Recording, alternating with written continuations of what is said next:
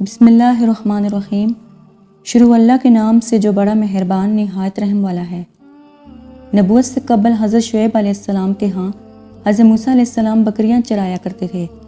एक दिन एक बकरी रेवड़ से अलग होकर कहीं खो गई। हज़रत मूसा अलैहिस्सलाम जंगल में उससे आगे पीछे तलाश करते करते बहुत दूर निकल गए।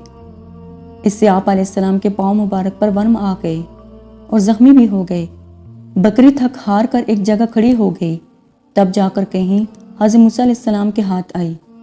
आप अलैहिस्सलाम ने इस पर बजाय गुस्सा करने के इसकी गिर्द झाड़ी और इसकी पुश्त और सर पर हाथ फेरने लगे।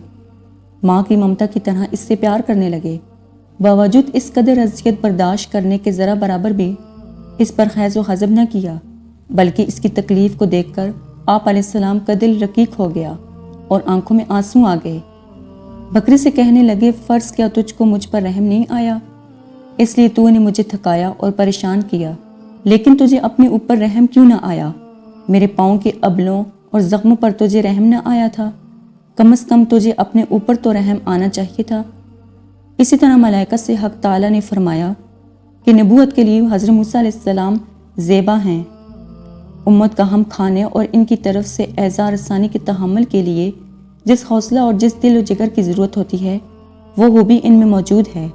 नबूवत से कबल तकरीबन कई नबियों ने बकरियां चराईं। इसकी हिकमत यह है कि ताकि बकरियों के चराने से अंबिया कराम अलैहिस्सलाम का सब्र और वक़ार ज़ाहिर हो जाए। ये बकरियों की चरवाही सब्र और हलम की आदत पैदा करती है, क्योंकि बकरियां अक्सर मुख्तलिफ जानिब बिखर जाती हैं। इनके जमा रखने और निगरानी में परेशानी होती है। इस काम के लिए दिल व दिमाग का काबिल बर्दाश्त होना ज़रूरी होता है।